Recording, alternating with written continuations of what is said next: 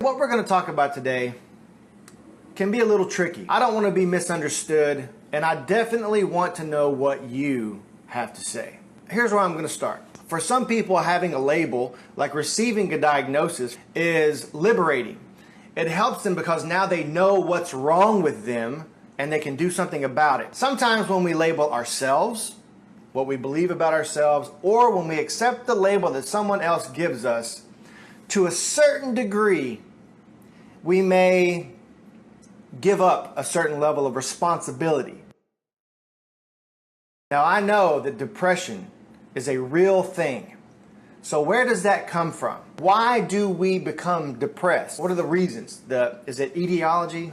Yeah. It's a common part of a lot of people's lives. Obviously, there can be some type of neurochemical imbalance in your brain. It can be genetic. It can be something that runs through your family. I have struggled with depression. I just want to be careful personally. I can't just tell myself, oh, this is my life because I struggle with depression. Because I have to take responsibility to make the decisions that are going to decrease my depressive episodes. A lot of the times, the reason that I become depressed about anything is because I do things that I'm not proud of. I behave in a way that I'm not proud of. It gives great meaning to the saying, much of our unhappiness comes from the difference between who we are and what we do. If you are out of alignment with who you truly are, you are going to feel bad and depressed and unhappy. So I just have to make sure that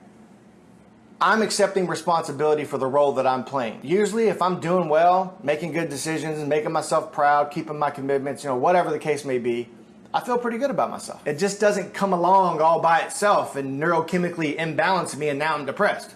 There's always something that happens, it seems. You can say, I struggle with depression, or you could also say, I do things that make me feel bad. And you can decide to stop doing those things or to start doing things that make you feel good. Maybe this is the case. I know depression is a real thing, obviously. I know that. But how much of it is my fault because of the decisions that we make? So self-sabotage. I'm just going to screw it up. I always screw it up. You can say, I struggle with self-sabotage. You're labeling it. You're saying this is a pattern that I fall into because of some type of defect. And if I have a defect, if I have a pattern, if I have a habit, if I have a label, then I can put off my responsibility. I can deflect accountability onto that label. It doesn't have to be a part of who you are. It doesn't have to be this thing, this habit, this pattern, this part of who I am, because that is giving it way too much power. So I can say I struggle with self-sabotage, or I make decisions that push my goals farther away, that prolong the achievement of my goals. And if that's the case, I can decide to stop doing those things. One more little example, I'm always tired. How many of you guys feel like you're tired all the time? So you can say, I'm always tired, and label yourself as this tired person. Or you can say something like, my lifestyle is not consistent with the creation of vibrance and energy. Now, again, I know that all these things are real. Depression is real.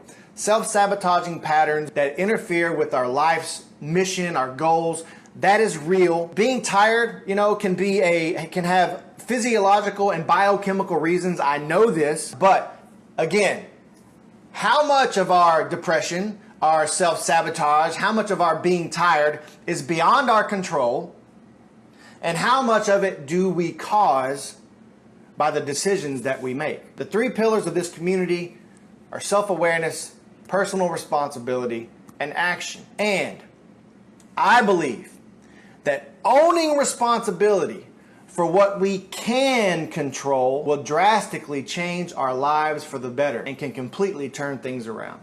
The next question is, why do we make bad decisions? Why do I do things that make me feel bad? Why do I make those decisions or do things that interfere with the achievement of my goals? There's one thing that I believe. If I have a problem and I know the reason why, then I can do something about it to solve the problem. And it's so crazy because Why isn't it that simple? Why isn't it that simple? I'm going to keep doing this stuff. I'm going to keep working lockstep with you guys and continue to collect evidence that this shit works and that we can, in fact, drastically change our lives. We can design the life that we want. We can have the relationships that we want. We can have the careers that we want.